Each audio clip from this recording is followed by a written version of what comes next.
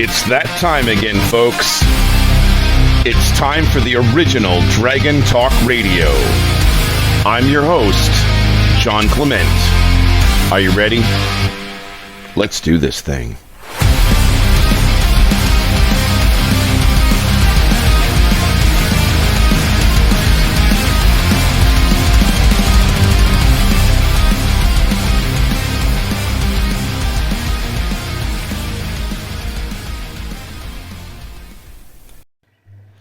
Welcome back to the original Dragon Talk Radio. You may have noticed that I have not been around for a bit, and you can probably tell in my voice that I'm kind of congested and everything. So it turns out that this allergy season of spring and early summer 2024 is just horrendous in this part of the world where I am. Right now I'm operating out of Sedalia, Missouri, home of the Missouri State Fair, and right here in, Missouri, about an hour and a half, depending on how you drive east of Kansas City. The allergies are just awful. They're just putting people on their butt right and left. So that has been, where I've been for the past week in terms of my voice on the original Dragon Talk Radio, trying to get over it. I don't know when I'm going to get over it. So what I'm doing here, I think for the near future, is I'm going to do some shorter episodes, and I'm going to kind of do like referral episodes. Going to refer to other videos that have deeply affected my thinking on our mission here at the original Dragon Talk Radio. Yeah, we have a mission. Well, what is that mission? Well, I've been talking a lot about bringing to the fore, the new Steven Spielberg's, the new George Lucas's, the new Stan Lee's, the new Gary Gygax's, the new Walt Disney's, the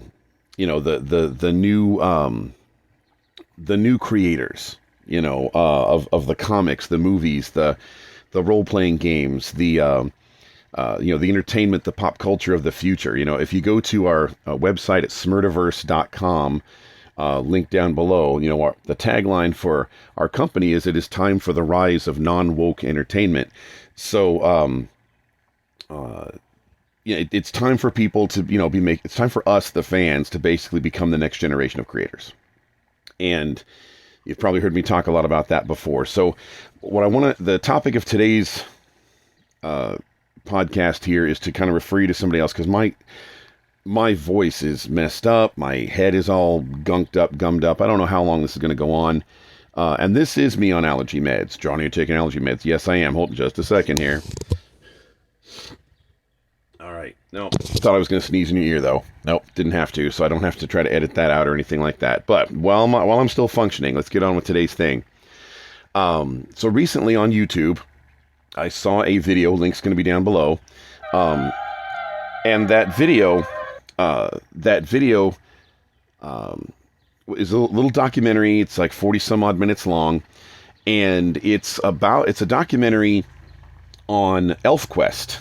Now, ElfQuest came from the late 70s and early 80s, and I did not know. I followed the little clickbaity title of the video, which is something like, Marvel turned these people down and Marvel regretted it, or something like that.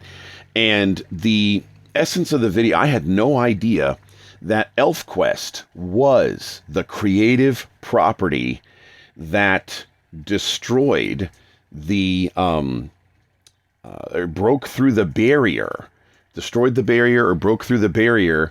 of the DC and Marvel dual monopoly. That the only way to make it in comics before ElfQuest was to get either DC or Marvel or both. And, a few years ago, I went, more than a few years ago now, but there was a really great summer. I went to a lot of conventions with the first version of the original Dragon Talk Radio. And over the course of that summer, I got to meet Peter David several times. And Peter David, one of the things about him is that he has written a lot for DC and Marvel both.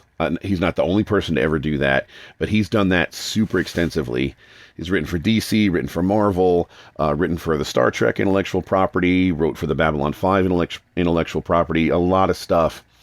And, but if you, back in the day, like before the late 70s when ElfQuest did all this heavy lifting for us today. That's the point I'm making, is that you had to get accepted by either DC or Marvel or both.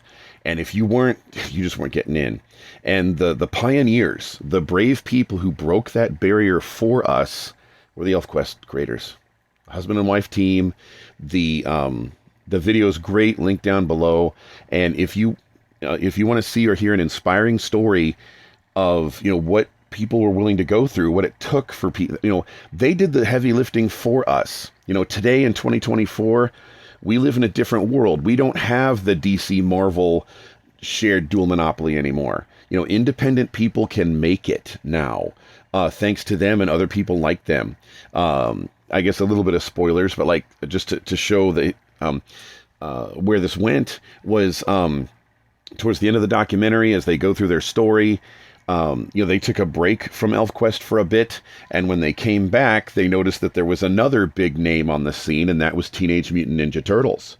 And so the whole idea that, I was born in 1971. I can remember being 3 years old and watching the original Super Friends, the old, Hanna-Barbera licensed Super Friends and everything. My mom used to take me to the dime store, which was almost a dime store back then. Things almost cost a dime. And I know I'm sounding really old and everything, but there were Super Friends coloring books and stuff. So my first beach towel to go to the swimming pool with was a Spider-Man beach towel. So I remember when my kids were little, I remember them trying to tell me about Scooby-Doo and Spider-Man as if they were new things, as if I might not know about them because I was older. And I had to explain to my then 9-year-old oldest child that Scooby-Doo and Spider-Man were actually older than Daddy was, or Daddy is. But anyway, so the heavy lifting has been done for us, that we as creators now we don't face the same kind of world with the DC Marvel shared monopoly, gatekeeping us out. With the internet and everything, it is so much more easier to just do what you want to do. Go find an audience, get it created, go find an audience for it. Get it created, go find an audience for it. And that is the legacy that, people like the ElfQuest creators, people like the Teenage Mutant Ninja Turtles creators, that is the legacy that those people have left us. They've done the heavy lifting for us. We've got the internet now, so let's make the most of it. If you're interested, the link to that video is down below. I have topical ideas that will last me at least the next several days, and I will try to get better so that I can kind of do my own videos from now on. But and get to those guests. I've got some guests lined up already. I just have to get a date where, there won't be all this crap stuff in my head. So, but anyway, without further ado, and without subjecting you to my allergy debilitation anymore, I'm going to sign off for the original Dragon Talk Radio. And if you're interested in a very inspiring story of what one of the pieces of what it took to get us where we are in pop culture fandom to where we now can become the creators, hit that link down below.